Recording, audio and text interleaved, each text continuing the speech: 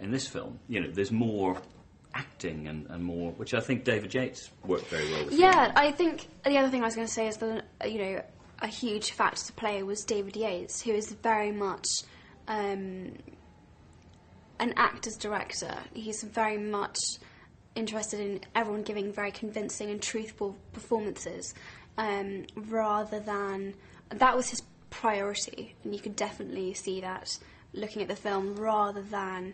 if you compare it with Alfonso, there was a lot less magic. There was still magic, but it was much more about the characters, which, depending on your taste, is good or bad. But for me, obviously, that was fantastic. So, yeah.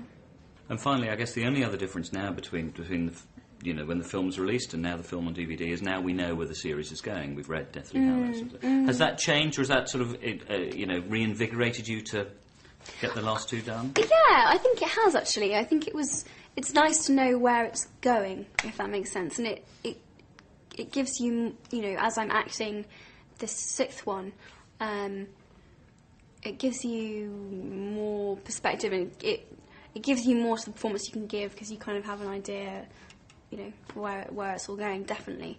It's actually really interesting, this last, the DVD that comes with the film of this new one that's just been released, is that it actually discusses quite a lot of the different theories that people have about how they'll end or what's going on. Or, even now, even though it's all closed up, there are still holes in it. There are still things that are open to different interpretation, and I love the fact that everyone has different opinions. And there was literally kind of like this great debate, just at when Harry Potter 7 was going to be released, about what's going to happen. Is Harry going to die?